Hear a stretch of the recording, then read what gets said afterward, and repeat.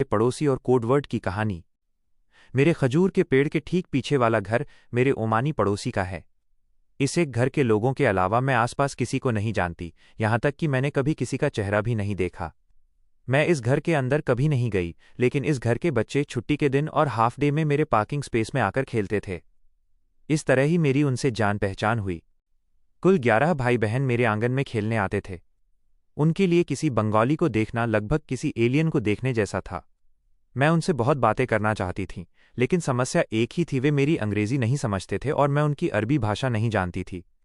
जैसे हमारे देश के गांवों के स्कूलों में अंग्रेजी सीखने पर ज्यादा जोर नहीं दिया जाता, वैसे ही ओमान के उपनगरीय शहरों में भी ऐसा ही है। लेकिन वे कुछ छोटे छोटे अंग्रेजी शब्द जैसे minus, name, brother, mother, sister, son, daughter, food, school, work जैसे शब्दों का मतलब समझते थे। इस तरह मैं कोडवर्ड का इस्तेमाल करके उनसे बात करने की कोशिश करती थी। उनके नाम थोड़े मुश्किल थे। जब तक मैं ठीक से उच्चारण नहीं करती थी, वे मेरा पीछा नहीं छोड़ते थे। वे मुझसे सही उच्चारण करवाकर ही मानते थे, और मेरा नाम तन्नी सुनकर तो सब खूब हंसते थे। जैसे हमारे देश में असामान्य नाम रखने पर कभी कभी उच्चारण करना मुश्किल हो जाता है, शायद उनके यहां भी ऐसा ही था। महाजोड़ और 3 माताओं का रहस्य। हर शुक्रवार को उनके पिता आते थे। वो एक बूढ़े दुबले पतले व्यक्ति थे। पिता की गाड़ी देखते ही बच्चे जान बचाकर भाग जाते थे। शायद वे उनसे डरते थे। वे गाड़ी से आटे और चावल के बड़े बड़े बोरे और सब्जियां उतारकर चले जाते थे। एक दिन मैंने बच्चों से पूछा कि उनकी उम्र कितनी है।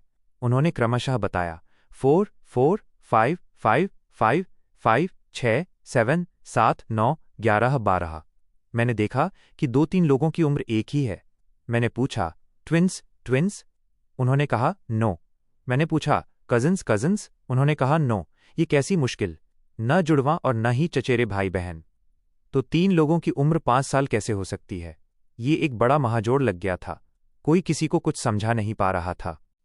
तभी सबसे बड़ी लड़की दौड़कर घर गई और एक बड़ी लड़की को बुला लाई। वह लड़की अच्छी अंग्रेजी जानती थी। उसने बताया कि वे सब भाई बहन हैं, लेकिन 3 माताओं की संतान हैं। वह खुद सबसे बड़ी है और उसके बाद 14 छोटे भाई बहन हैं, लेकिन पिता यहां नहीं रहते। पिता अपनी चौथी पत्नी के साथ दूसरे घर में रहते हैं। उस चौथी पत्नी का एक बेटा है। पिता हफ्ते में एक बार आते हैं और सबके लिए बाजार का सामान खरीद कर जाते हैं। इस घर में 3 माताएं और कुल 15 भाई बहन रहते हैं। सोचा जा सकता है, एक घर में 3 पत्नियां और इतने सारे बच्चे। अगर ये बांग्लादेश में होता तो शायद रोज झगड़े होते, लेकिन वे कितने प्यार से मिलजुल कर रहते हैं। ये सुनकर मुझे बहुत अच्छा लगा। दरअसल अरब देशों में एक व्यक्ति का 3-4 पत्नियां रखना बहुत सामान्य बात है। लेकिन मुझे जो बुरा लगा वो ये कि वो यहाँ 3 पत्नियों को केवल रोटी कपड़े के सहारे छोड़कर चौथी पत्नी के साथ रह रहे थे। खैर, ये उनका निजी पारिवारिक मामला है। अगर पत्नियां और बच्चे इसे स्वीकार करते हैं तो और कोई बात नहीं। तलाक और पिता का श्रेष्ठ रूप। इसके बाद मैं रोजाना घर के गेट पर खड़ी होकर उस लड़की से बात करती, गपशप करती। इसी बीच एक दिन तीसरी माँ के एक और बेटे का जन्म हुआ। उस दिन उनके पिता ने बकरा ज़िबा बलिदान करवाया और बिरयानी बनाकर पैकेट बांटे। एक दिन मैंने लड़की से पूछा कि पिता यहाँ नहीं रहते, कोई असुविधा नहीं होती? उसने कहा कि वे इसके आदी हैं।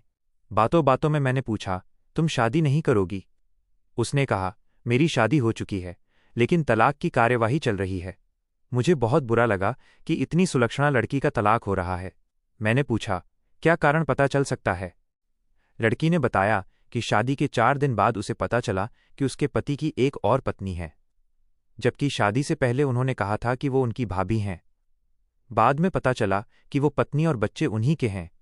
जब लड़की के पिता को ये बात पता चली तो उन्होंने दामाद से दोनों पत्नियों को अलग अलग घर में रखने को कहा, लेकिन पति उस प्रस्ताव पर राजी नहीं हुआ तो पिता अपनी बेटी को वापस ले आए। मैं स्तब्ध रह गई। उस दिन मुझे एक शिक्षा मिली, वो ये कि पुरुष पति के रूप में कैसा भी हो, लेकिन पिता के रूप में वो हमेशा सर्वश्रेष्ठ होता है। कल मेरे साहब ने बताया कि वो भला आदमी मर गया है।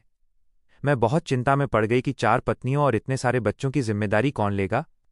साहब ने कहा कि उस देश की सरकार बहुत मदद करती है और उस भले आदमी के पास काफी संपत्ति थी। मेरा सवाल फिर वही, क्या संपत्ति और सरकारी मदद से जीवन चलता है? 60 साल की उम्र में भी इतने सारे बच्चे पैदा करके फिर मर जाना और सभी को असहाय छोड़कर जाना कितना तर्कसंगत है? पत्नियों की उम्र कम है और कुछ बच्चे 2-3 साल के हैं। क्या ये सिर्फ मदद के सहारे अपनी बाकी जिंदगी काट देंगे?